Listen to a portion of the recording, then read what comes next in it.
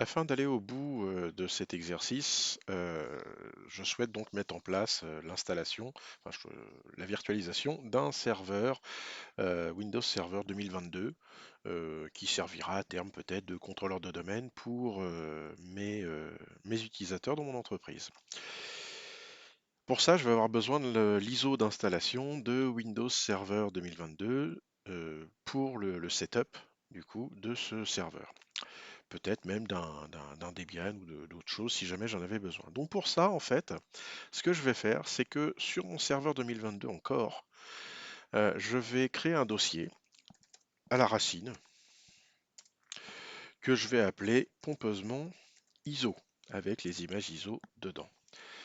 Ce dossier, je vais le partager. Alors pour le partager, c'est new smb share, si je dis pas de bêtises, moins name. Donc là, on lui donne un joli petit nom qu'on va appeler ISO, tout simplement. Au niveau du chemin, il se trouve donc sur c2.anti/ISO. Et au niveau des droits d'accès, je ne vais pas me compliquer la vie, je vais faire un full access. Et là, ce sera hyper-v anti/administrateur. Voilà, tout simplement. Comme ça, l'administrateur a tous les droits. Voilà. En faisant ça, ça me permet, depuis mon Windows 10, de récupérer.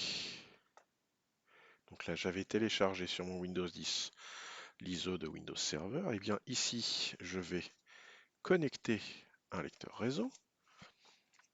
Z par exemple, hyper-v anti/.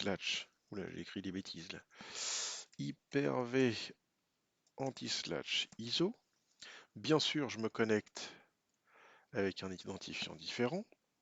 Hyper-v anti/administrateur. Et le mot de passe administrateur de mon serveur Hyper-V. Ah, j'ai dû me tromper. TSSR 76 étoiles.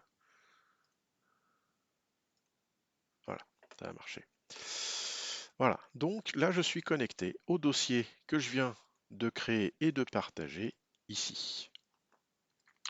Donc, eh bien, je peux désormais, si je le souhaite, et ça va être pratique, copier mon ISO depuis mon client sur mon serveur.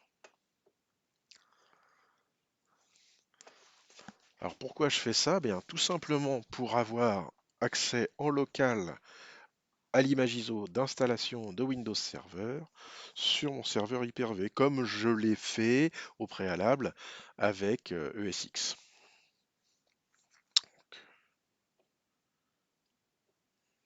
La copie se termine. Voilà, mon ISO est désormais sur mon serveur ESX.